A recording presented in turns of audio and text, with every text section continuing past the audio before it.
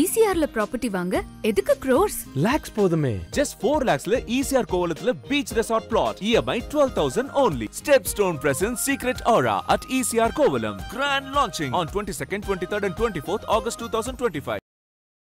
இந்த விஷயத்துல திமுகவுடைய இதுக்கு மாட்டிக்கிட்டாங்க. அவங்க போய் ட்ராப்ல மாட்டினாங்கன்னு சொல்லுவேன். தொண்டர்களுக்கு எதுவுமே தெரியாதுங்க. அவனுக்கு தெரியுமா நம்ம போட்டு உடைக்கிறோம், டிரைவர்கிட்ட ஏற்றிட்டு போகிறோம், அது விஷுவல் ஆகுது, இந்த விஷுவல் நம்ம கட்சிக்கே எதிராக திருப்பப்படும் அப்படின்னு தெரியுமா அவனுக்கு?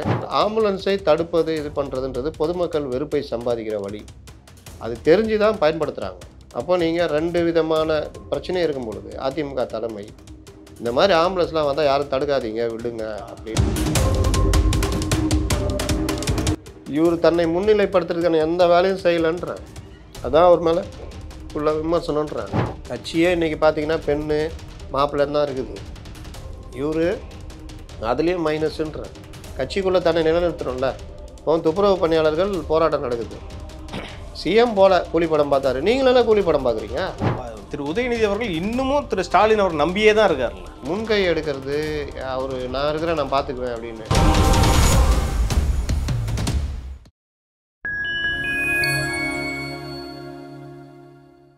ஃபைன் டைம் மீடியா நேயர்களுக்கு வணக்கம். இன்று நம்மோடு இணைந்திருப்பவர் மூத்த பத்திரிகையாளர் திரு அப்துல் முத்தலிஃப் அவர்கள். வாருங்கள், அவரிடம் அரசியல் சார்ந்த பல்வேறு கேள்விகளை முன்வைக்கலாம்.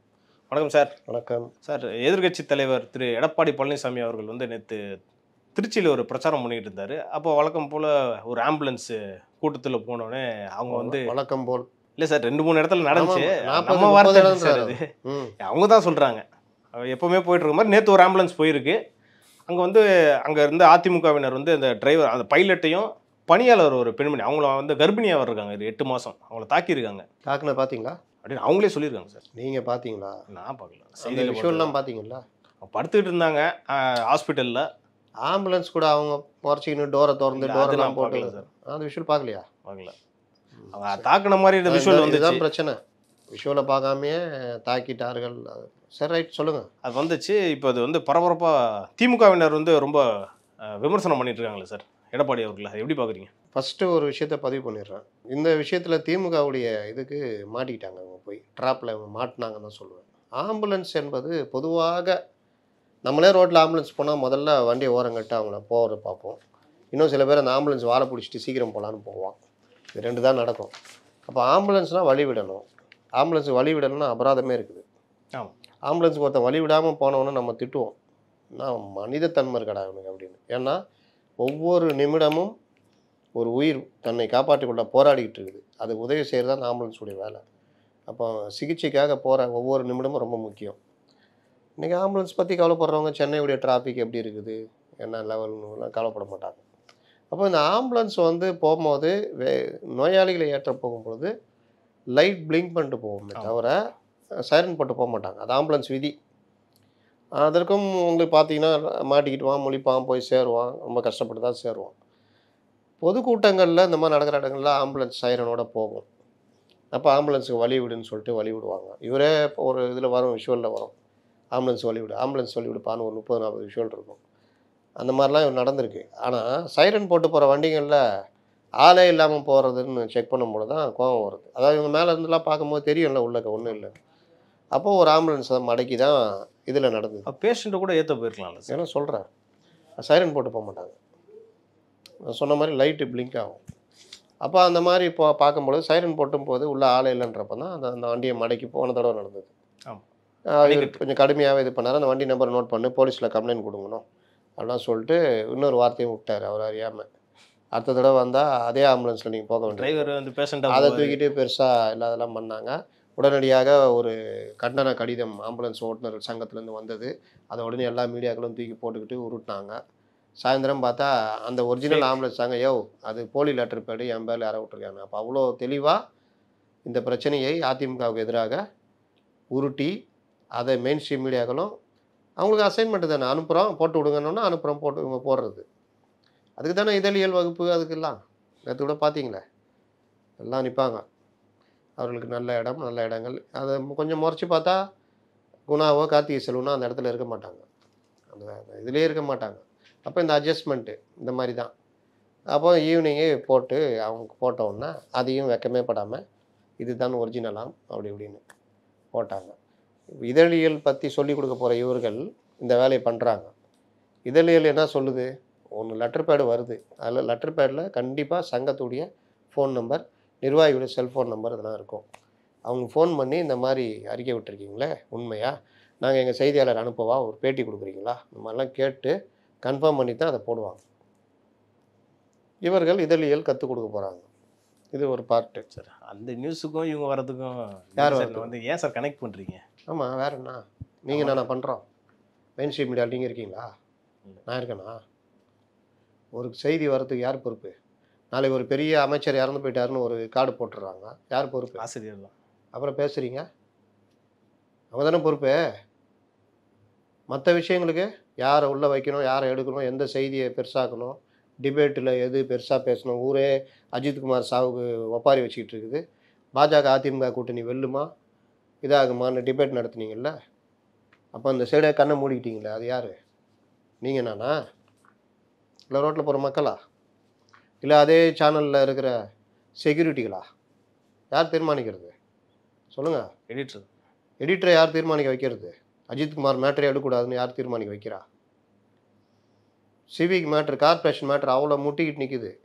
நான் போடுறேன் என்கிட்ட வந்து கேட்குறாங்க, உங்களுக்கு ஒரு தெரியாத அரசியல் ஒன்றுமில்லை, தெரியாதா? போட்டால் உடனே திட்டுறாங்க, கூப்பிட்டு கேட்குறாங்க. அந்த அளவுக்கு தைரியம் கொடுத்தது யார்?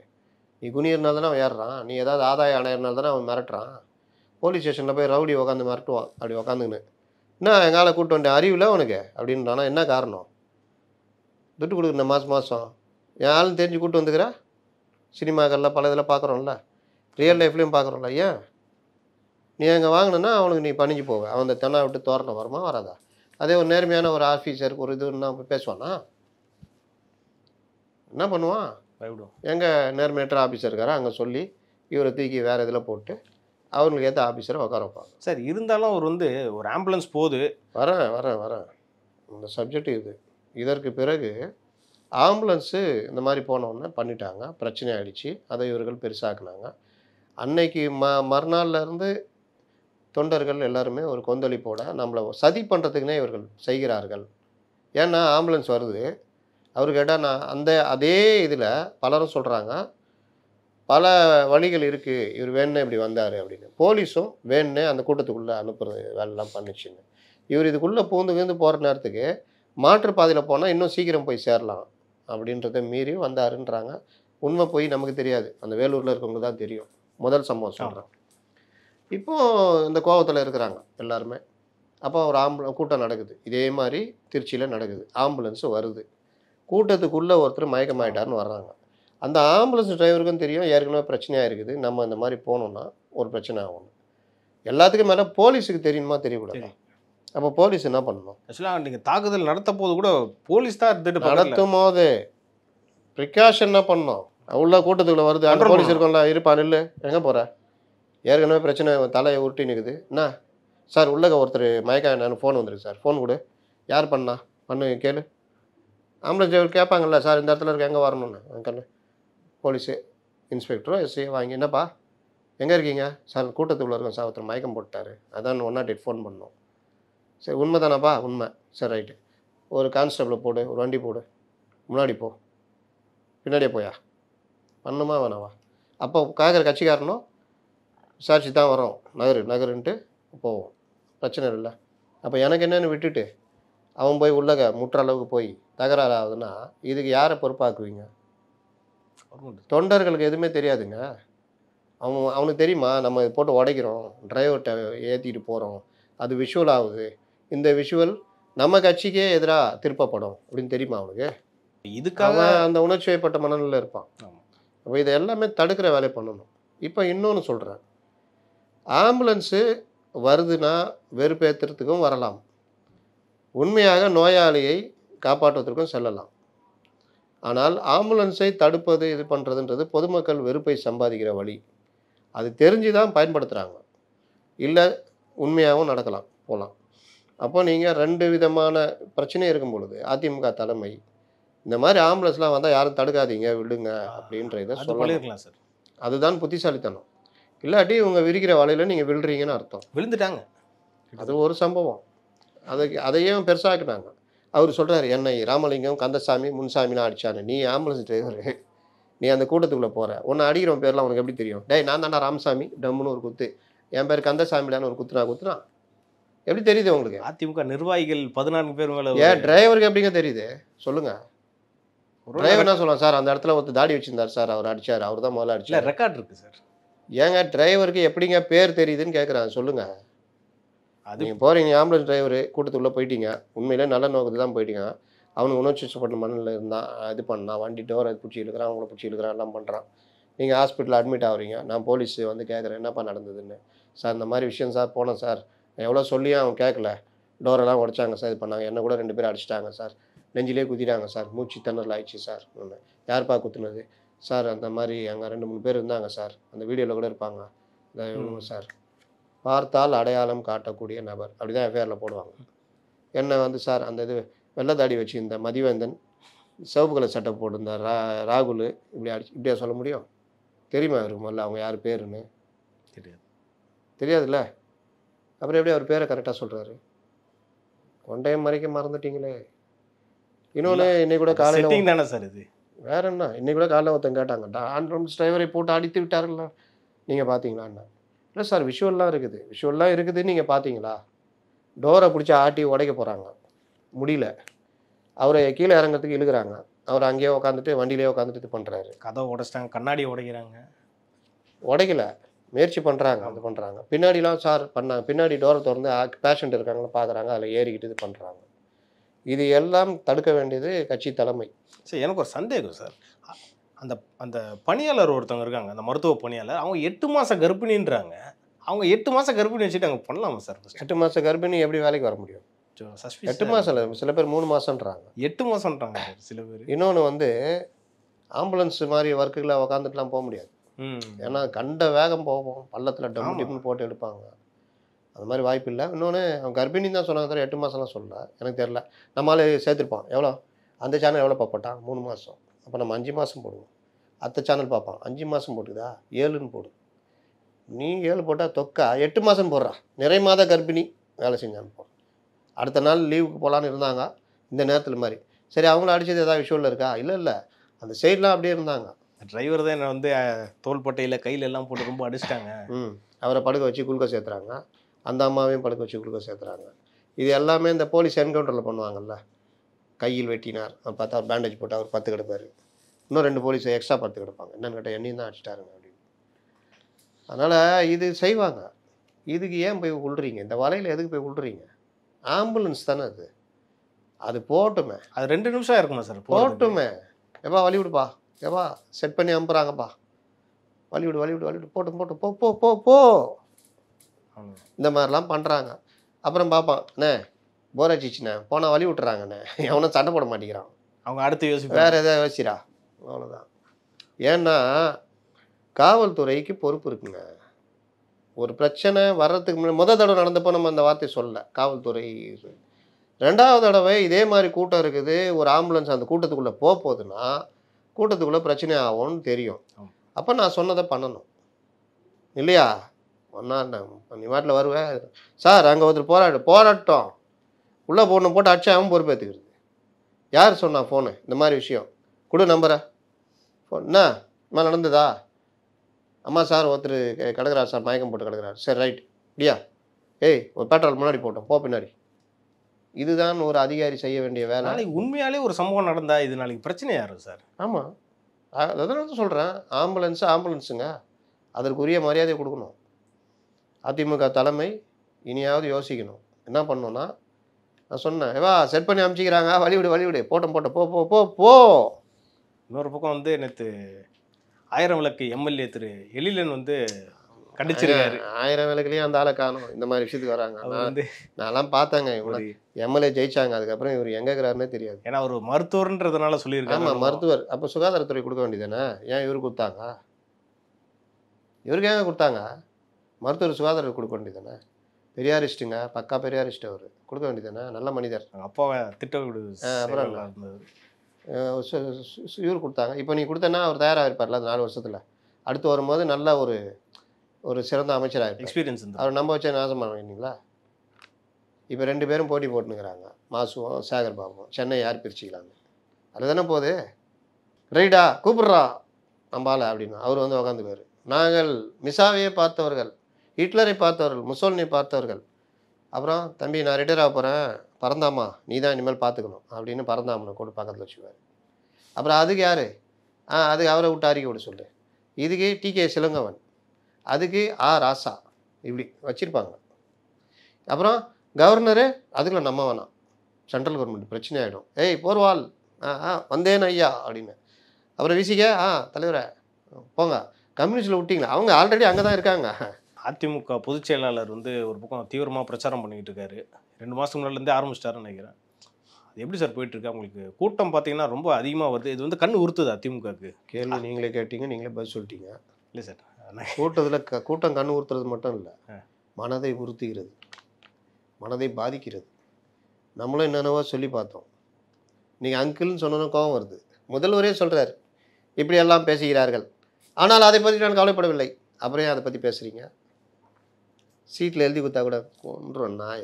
அவன் தான் அங்கிள்னு சொன்னானா அதையே எழுதி கொடுத்து என்ன வேறு பதில் சொல்கிறேன்? என் தகுதி என்ன அப்படின்னு திட்டினோம். ஆனால் அப்படியா சரி சரி என்ன இது மாதிரிலாம் பேசுகிறாங்க, நானும் அதை பற்றியெல்லாம் கண்டுகொள்ளவில்லை அப்படின்னா வலிக்குதுல்ல. ஊர்ந்த பாடி தவழ்ந்த பாடி டேபிளு கீழே 4-5 வருஷமாக இதே தானே பேசியிருந்தீங்க. எவ்வளோ வலிச்சிருக்கோம். அந்தாலே சொல்லிட்டாரு, ஏய் என்னையா எப்போ பார்த்தாலும் இதே பேசுகிறீங்க, ஊர்ந்தோ தவழ்ந்தோ வந்து சேன்ட்டேன் இல்லையா, எப்போ பார்த்தாலும் ஆட்சியை பற்றி சொல்லுங்க. 4 வருஷம் நான் ஆட்சி பண்ணேன், 10 வருஷம் ஏடிஎம்கே ஆட்சி பண்ணிச்சு. இந்த ஆட்சியில் இந்த தவறு இருக்குது, இது இருந்துச்சு அது இருந்துச்சு சொல்லி ஏதாவது சொல்லுங்கள். எப்போ பார்த்தாலும் யாரை பார்த்தாலும் டேபிளு கீழே ஊர்ந்தேன். வருத்தம் இருந்திருக்கும்ல. ஒரு தடவை சொன்னால் கண்டுக்க மாட்டோம், 2 தடவை சொன்னான், போகிறப்பெல்லாம் சொன்னால் அப்போ என்ன சொல்கிறீங்க நீங்கள்?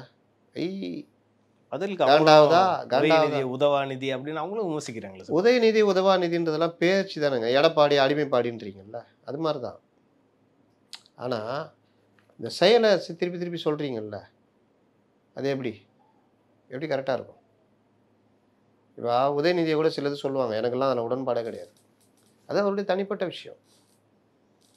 உதயநிதியுடைய அரசியலை விமர்சியுங்கள். அவர் வரமாட்டேங்கிறாரு.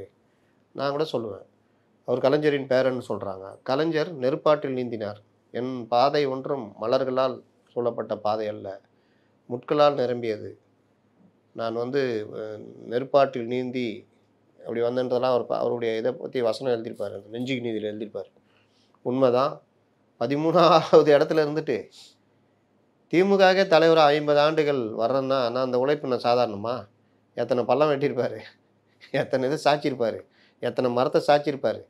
இதை செஞ்சுக்கிட்டே தன்னையும் முன்னிலைப்படுத்துறதுக்கு பேச்சு எழுத்து தொண்டர்கள்ட்ட நெருக்கம் எல்லாம் பண்ணார்ல. அதெல்லாம் பண்ணி தானே அவர் வந்தார். நீங்கள் ஈஸியாக வந்துட்டீங்க. அவர் ஸ்டாலினை கூட சீக்கிரம் கொண்டு வரப்படலையே. ட்ரைனிங் யார் தலைமைக்கு கூட அவர் சாய்ஸ் தான் வச்சுருந்தார், அழகிரியா ஸ்டாலினா. கேள்வி கேட்போம், யார் அடுத்த தலைமைன்னு கேட்போம். கடைசி வரைக்கும் ஒரு சாவறதுக்கு முன்னாடி கூட அவர் செயல் தலைவராக தானே சார் இருந்தார்.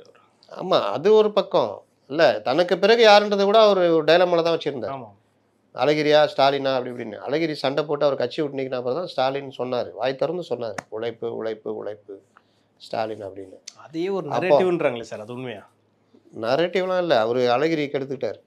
அவர் ஆத்திரக்காரர், குணவான், குணம் உள்ளவர். கோபம் இருக்கிறதுல குணம் இருக்கணுவாங்களே, குணம் இருக்கிறதுல கோபம் இருக்கணும். அந்த மாதிரி அவர் விஜயகாந்த் மாதிரி. அதனால் அவர் வந்து நல்ல அட்மினிஸ்ட்ரேட்டர்ன்றீங்களா சார்? அப்போ யார்? ஒரு அழகிரியா? அட்மினிஸ்ட்ரேட்டிவ்லாம் இல்லைங்க, பட்டுன்னு செய்யக்கூடிய ஒரு விஜயகாந்த் மாதிரி எடுத்துக்கலாம். ஆமாம், அப்படி தான். அதான் சொன்னேன் விஜயகாந்த் மாதிரின்னு.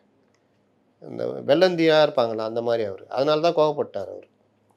அவர் மட்டும் கொஞ்சம் பொறுமையாக இருந்தார்னா இன்றைக்கி அவர் ஒரு தென்மண்டல இதில் பவராக இருப்பார். பாதி திமுக அவர் கையில் இருக்கும். அவர் கோவப்பட்டதுனால அவர் கெடுத்துக்கிட்டாருன்னு வச்சுக்கலாம். இன்றைக்கி ஒன்றும் இல்லாமல் காலி பண்ணிட்டாங்க. இவர் பொறுமையாக இருந்து ஜெயிச்சிட்டார். அப்போது அந்த மாதிரி. ஆனால் அவருக்கே 68 வந்த ஸ்டாலின் 96 தான் மேயராக முடிசூட்டப்படுகிறார். அப்படி இருக்கும் பொழுது எத்தனை ஆண்டுகள் உதயநிதி உடனே வந்துடுறாரு. அவர் இன்னைக்கு பார்த்தீங்கன்னா பல இடங்கள்ல தன்னை நிரூபிக்க வேண்டிய வேலையே மிஸ் பண்ணுறாருன்றதெல்லாம் என்னுடைய என் போன்ற ஒரு விமர்சனம். நீங்கள் பார்த்தீங்கன்னா துணை முதல்வர் ஆனார் போன செப்டம்பரில் ஆனார், ஒரு வருஷம் ஆக போகுது. இந்த துணை முதல்வர் ஆகி ஒரு 3-4 மாதம் அவர் நல்லா ப்ரொஜெக்ட் பண்ணாங்க சார். அதுக்கப்புறம் பார்த்தீங்கன்னா டிஎம்கேலே உதயநிதி வந்து பெருசாக ப்ரொஜெக்ட் பண்ணுற மாட்டுறாங்க சார். ஏன் அந்த வந்திருக்கு? இவருடைய இயலாமை. ஏன் விஜய் வந்தார், ஏன் அவர் அடுத்த கட்டம் நகரில், ஏன் ஊடகங்களை கண்டுக்க மாட்டேங்குது பெருசான்னா அவருடைய இயலாமை. அவர் இப்போ சீமான் இருக்கார், அண்ணாமலை இருக்கார். அண்ணாமலை நீ பாஜக விட்டு இறக்கி விட்டாலும் அண்ணாமலைக்குன்னு ஒரு வேல்யூ இருக்குல்ல, எங்கே போனாலும் பேட்டி கொடுக்குறாரு, அறிக்கை கொடுக்குறாரு, டக்குன்னு ட்வீட் பண்ணுறாரு, எல்லாம் பண்ணுற தன்னை லைம் லைட்லேயே வச்சுக்கிட்டு இருக்காரு. இதைத்தான் நான் வந்து உதயநிதி மேலே ஒரு விமர்சனமாக வைக்கிறேன். கலைஞர் இந்த வேலையெல்லாம் பண்ணி தன்னை லாஸ்ட்லேருந்து ஃபஸ்ட்டில் வந்துட்டார். உங்களுக்கு ஈஸியாக கிடச்ச உடனே பார்த்துக்கலாம் போன்ற மாதிரி இருக்குது. அப்போ அந்த இடத்துல வேறு ஆட்கள் கால் விண்டுறாங்க. ஏன்னா திரு ஸ்டாலின் அவர்களுக்கு வந்து பார்த்தீங்கன்னா 72 வயசு ஆகிடுச்சு. இப்போ அவரை தான் வந்து வர்சஸ் விஜய்ன்ற மாதிரி கொண்டு போகிறாங்க. ஆனால் உதயநிதி வர்சஸ் விஜய்னா அதைத்தான் சொல்கிறேன். இவர் தன்னை முன்னிலைப்படுத்துறதுக்கான எந்த வேலையும் செய்யலைன்றேன். அதான் அவர் மேலே உள்ள விமர்சனன்றேன். கட்சியே இன்றைக்கி பார்த்தீங்கன்னா பெண்ணு மாப்பிள்ளைன்னு தான் இருக்குது. இவர் அதுலேயும் மைனஸுன்றேன். கட்சிக்குள்ளே தன்னை நிலைநிறுத்தணும்ல. இப்போ துப்புரவு பணியாளர்கள் போராட்டம் நடக்குது. சிஎம் போல கூலி படம் பார்த்தாரு, நீங்களெல்லாம் கூலி படம் பார்க்குறீங்க. உங்களுடைய பணி என்ன அது கிடைச்சிருக்குது, யாருக்குமே கிடைக்காது. பலருடைய வாழ்க்கை கனவு உங்களுக்கு ஒரு மிக எளிதாக துணை முதல்வர்னு கிடைச்சிருக்கு. அதை பயன்படுத்தணுமா வேணவா? டக்குன்னு போய் அந்த மக்களாக உட்காந்து என்னங்க பிரச்சனை? சீமான் உள்ளே போட முடியுமா? நீளம் உள்ளே போட முடியுமா? நீல சாயம் வெளுத்துரும். நீங்கள் நேராக போய் உட்காந்து என்ன பிரச்சனை, இந்த மாதிரி பிரச்சனைங்க ராம்கேயில் கொடுக்குறாங்க, எங்கள் இவ்வளோ சம்பளத்தை குறைக்கிறாங்க, அந்த மாதிரி பண்ணுறாங்க, வாழ்க்கை இதுவாக இருக்குது, நான் பார்த்துக்கிறேன்.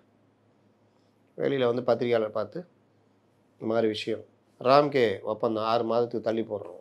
இப்போ இருக்கிறவங்களுக்கு எந்த வித பிரச்சனையும் இருக்காது, பணி பாதுகாப்பு இருக்குது. கூடுதலாக காலை உணவு தரத்துக்கு நான் பேசியிருக்கேன். இன்சூரன்ஸ் பண்ணிக்கிறாங்கன்னா கொண்டாடுவாங்களா மாட்டோம், நம்மளே கொண்டாடுவோம். வேறு லெவலில் இருக்காருப்பா அவர். இன்றைக்கி சிம்ம சொப்பனமாக இருக்கார் எதிர்கட்சிகளுக்கு. அப்படின்னா விஜய் வெர்சஸ் உதயநிதினு இருக்கும். அஜித்குமார் இது நேராக போயிட்டு என்ன பிரச்சனை பிடிங்க, நான் இருக்கிறேன், காவல்துறை தவறாக நடந்தாலும் இதில் நாங்கள் அதை விட மாட்டோம், குற்றவாளிகள் இது பண்ண மாட்டோம், நாங்கள் உங்கள் ஃபேமிலியோடு இருக்கிறோம். வெளியில் வந்து ஒரு பேட்டி. உள்ள யாரும் அதிகாரி யாரும் ஒத்துழைக்க மாட்டாங்களா சார் இந்த உதயநிதி அவர்களுக்கு? ஏங்க நீங்கள் இதை செய்கிறதுக்கெல்லாம் உங்களுக்கு எந்த அதிகாரிட்ட பர்மிஷன் கேட்கணும்? முதல்ல அது சொல்லுங்கள். கார் எடுத்துகிட்டு புரோட்டோகாலை மீறி தனியாக ஓட்டிகிட்டு போகிறாருல்ல, அதுக்கு மட்டும் அதிகாரிகள் ஒத்துக்குவாங்களா? நாளைக்கு எதாவது ஒன்று ஆச்சுன்னா யார் பொறுப்பேற்றுக்கிறது? எதுக்கு அரசாங்க டிரைவர் இதெல்லாம் இருக்குது? துணை முதல்வரில் காரை நீங்களே ஓட்டு போய் ஏதோ ஒன்று ஆயிடுச்சு, யார் பொறுப்பேற்றுக்கிறது? அப்போ மட்டும் எங்கே போச்சு அதிகாரி? இதெல்லாம் பக்குவம் இல்லைன்னு தான் நீங்கள் சொல்கிறீங்க. அடுத்து பக்குவம் அடையவில்லை, தன்னுடைய இருப்பு தெரியல, நம்ம எங்கே இருக்கிறோம் வேல்யூ தெரியல. தெரிஞ்சால் அவர் வேறு லெவலில் இருப்பார். நம்ம இறங்கி அடிக்கணும். இந்த 8 மாதம் அடித்தாலும் நமக்கு தனியாக பேர் கிடைக்கும். டிஎம்கேலே கட்சி கைக்குள்ளே வந்துடும். மாவட்ட செயலாளர் என்ன பண்ணுவான்? ஆனால் இந்த மாதிரி பிரச்சனை வா பேசுவோம், என்னடா பிரச்சனை, உதய தலையிடுறாருன்னு எவ்வளோ நாளைக்கு ஸ்டாலின் இது பண்ணுவார்? உங்களுக்கு தெரியாதுப்பா, உங்களுக்கு தப்பான தகவல் கொடுக்குறாங்க, கூப்பிடு அவர் இவரை திரு ஸ்டாலின் அவர்கள் வந்து அவர் இதுதான் பண்ணிடுறாரு. இன்டெலிஜென்ஸ் ஐஜியை கூப்பிடு, என்ன தகவல் கொடுக்குறாங்க, என்ன பண்ணுவீங்க? நீ டெப்டி சிஎம் பதில் சொல்லணும், மினிஸ்டர் கிடையாது. எல்லா விஷயத்தையும் தலையிடலாம், எல்லா இதுலேயும் தலையிடலாம், எல்லா இதையும் கேள்வி கேட்கலாம்.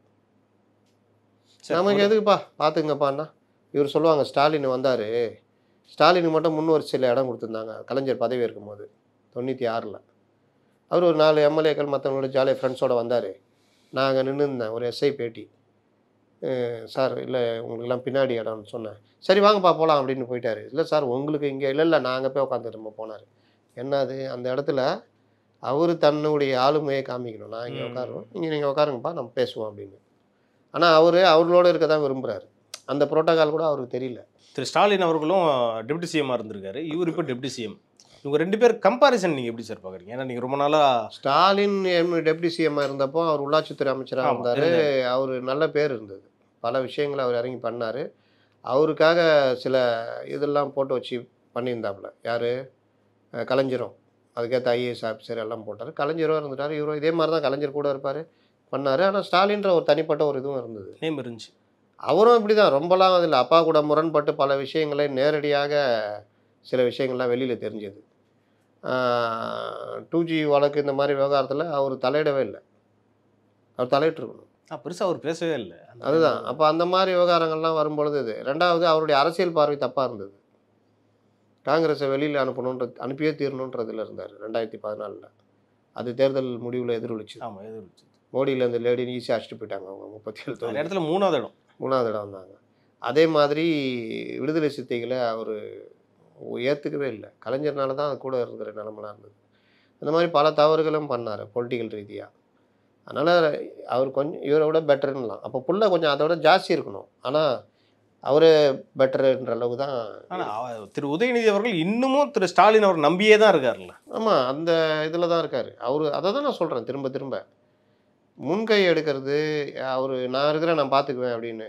இந்த ஒரு வேர்ல்டு கப் ஒன்று நடந்தது. அப்போ லாஸ்ட்டு ஓவர் கொஞ்சம் ரன் இருக்குது, கொஞ்சம் இந்தியா ஜெயிக்குமா ஜெயிக்காதோன்ற மாதிரி இருந்தது. அப்போ இவர் பாண்டியா வந்து ஆடுவாப்பில். அந்த விஷுவல் இப்போவும் ஃபேமஸ். நான் பார்த்துக்கிறேன். அதே மாதிரி அடிச்சு முடிச்சிடுவோம். அந்த இது இருக்கணும், நான் பார்த்துக்கிறேன். அவர் அப்படி தான் சொல்லுவார். சார் எல்லா பதவியும் சீக்கிரமாக கிடைச்சதுனால அதோட விளைவுகளா சார் இது? அப்போ அதோடைய அருமை தெரியல, அதோடைய வேல்யூ தெரியல. இப்போ எல்லாருமே ஆல் இஸ் வெல்லாக தான் இருப்பான். அப்படி திரும்ப தான் இருப்பான், இப்படி திரும்ப தான் வந்தேன். ஆனால் இவனே நாளைக்கு ஆட்சி மாறினோன்னே ஏதாவது நடவடிக்கை எடுக்கணும்னா முதல்ல வந்து நடவடிக்கை எடுக்கிறவனா இருப்பான். அன்றைக்கெலாம் இப்படி நிமித்திட்டு இருப்பான். சார் வண்டியில் ஏறுறீங்களா அப்படின்வான். அன்றைக்கி அப்படி ஏறுங்க, அந்த மாதிரி தான் இருப்பாங்க அதிகாரிகளை இவர்கள். அந்த அளவுக்கு எல்லாமே அவருக்கும் அந்த அதிகாரம் ஃபஸ்ட் டைம் இல்லை, அதனால் அப்படியே பெருசாக தெரியும். எல்லாமே சூப்பராக இருக்கும், எல்லா இடத்துலையும் சிரித்த முகங்களாக தெரியும். ஏதாவது ஜோக் அடித்தா கூட விழுந்து விழுந்து சிரிப்பாங்க. எல்லாமே ஆல் இஸ் வெல்லாக தெரியும். தோல்வின்னு ஒன்று வரும். ஜெயலலிதாவுக்கு அது நடந்ததில்லை. 91, 96 எல்லாமே நல்லா இருந்தது. தோல்வி அடையும் போது கூட இருக்கிற கண்ணப்பனை ஓடி போயிட்டார். சார் நீங்கள் சொல்கிறபடி பார்த்தா கூட திரு உதயநிதி வந்து வேறு ஏதோ ஃபேமிலியிலேருந்து வந்தால் பரவாயில்ல, ஒரு பாரம்பரிய அரசியல் ஃபேமிலி அவங்க. ஏன்னா அதெல்லாம் அரசியல் ஃபேமிலினா இவனை டெய்லி கலைஞர் கூட ட்ராவல் பண்ணிட்டு இருந்தார். பார்த்துருப்பார்ல சார்? பார்த்துருன்னா இதே மாதிரி தான். இப்போ இன்பநிதி எப்படி கூப்பிட்டு வந்து உட்கார வைக்கிறாங்க, மேடையில் மேலே கொண்டு வந்து உட்காருங்க. இப்போ கலெக்டரு தள்ளி உட்காரியா அப்படின்னு உட்கார வைக்கிறாங்கல்ல. இன்ஃப்ளூயன்ஸ் தான், வேற இன்ஃப்ளூயன்ஸ் தான். அந்த மாதிரியே பார்த்து வளர்ந்தா எப்படி இருக்கும்? அந்த கண்ணோட்டம்லேயே பார்க்குறாங்க. அப்படி தானே இருக்கும். கலைஞர் வேற இல்லை, ஸ்டாலின் கூட வேறு. அவரே மிஸ் எல்லாத்தையும் பார்த்தாரு. ஆனாலும் அவர் அப்பாவுக்கு நம்ம தொல்லை கொடுக்கூடாது, ஒதுங்கி போகணுன்ற மாதிரி ஒரு அந்த மாதிரி மைண்ட் செட் அவர். எல்லாத்தையும் நம்ம ஏன் தோளில் இழுத்து போட்டுக்கணும் அப்படின்ற மாதிரி. ஆனால் இவர் அது கூட இல்லை. நமக்கு எதுக்கு பார்த்துக்குவாங்க, அதிகாரிகள் பார்த்துக்குவாங்க. என்னப்பா பண்ணுறீங்களா, பண்ணிட்டீங்க, நல்லா பண்ணிட்டீங்களா, பண்ணிட்டேன் சார், ஓகே. கிராஸ் செக் கூட பண்ணுறது கிடையாது.